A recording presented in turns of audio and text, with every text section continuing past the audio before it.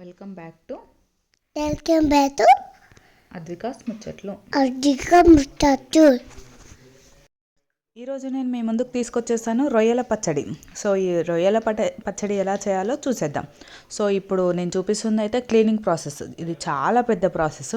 So దీనికి రొయ్యలకి చిన్న పేగులాగా ఉంటుందన్నమాట, బ్లాక్ కలర్ది. అది అన్నిటికీ ఓపికతో తీసుకోవాలి. తీసేసుకొని పక్కన పెట్టుకొని ఒక లెమన్ పిండేసుకొని మంచిగా వాష్ చేసుకోవాలి.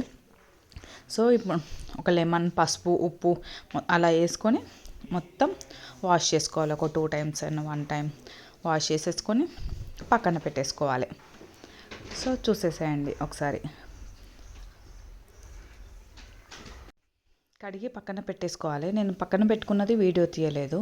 సో నెక్స్ట్ కొంచెం సాల్ట్, కొంచెం పసుపు వేసుకొని మంచిగా మ్యారినేట్ చేసుకొని పక్కన పెట్టేసుకొని ఒక 5 minutesలో మసాలాలన్నీ రెడీ చేసుకోవాలి. ధనియాల పొడి, యాలకులు, లవంగాలు, చెక్క అలా మిక్సీ పట్టేసుకొని పక్కన పెట్టేసుకోవాలి. సో ఇంకొక గిన్నె తీసేసుకొని అందులోకి పచ్చడికి సరిపడా ఆయిల్ వేసేసుకోవాలి. సో ఆయిల్ వేడెక్కాక మంచిగా రొయ్యలన్నీ ఈక్వల్గా పెట్టేసుకోవాలి అందులో.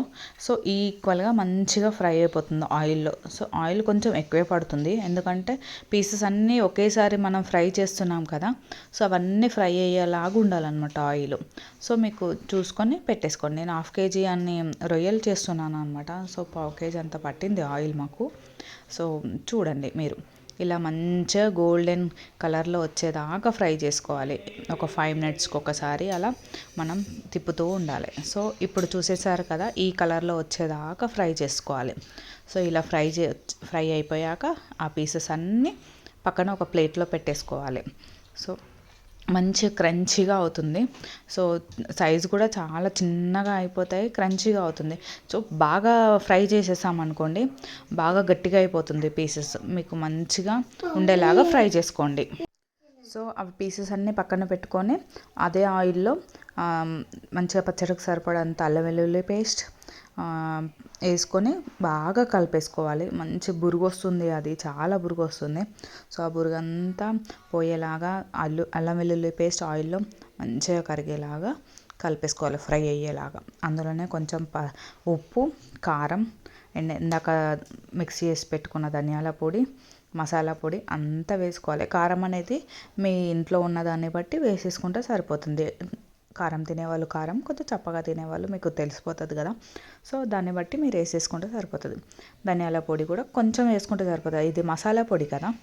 సో కొంచెం అయితే సరిపోతుంది. ఇవన్నీ మంచి ఆయిల్లో ఫ్రై అయ్యాక ఈ పీసెస్ అన్నీ తీసుకొని అందులో వేసేసుకొని కలిపేసుకొని పక్కన పెట్టేసుకోవడమే. మంచి పీసెస్ అన్నిటికీ ఆయిల్, కారం, ఉప్పు అన్నీ పట్టేస్తాయి. సో ఇలా మొత్తం ఇక స్టవ్ ఆఫ్ చేసేసేయాలి. ఇప్పుడు ఆ పీసెస్ వేయక ముందుకి స్టవ్ ఆఫ్ చేసేస్తే ఆయిల్ వేడితోనే ముక్కల్ని కలిపేసుకుంటే సరిపోతుంది. స్టవ్ ఆఫ్ వేసుకొని ఈ పీసెస్ అన్నీ కలిపేసుకోవాలి. ఒక 1/2 hour తర్వాత ఇది మొత్తం చల్లారాక నిమ్మకాయ పిండేసుకోవాలి. లెమన్ పిండేసుకుంటే ఒక 1 day ఆగి తింటే చాలా టేస్టీగా ఉంటుంది. ఆయిల్ అంతా పీల్ చేసుకుంటుంది. కొంచెం మాకు ఆయిల్ ఎక్కువైపోయింది. సో మీరు చూసి వేసుకోండి. Thank you so much for watching my video.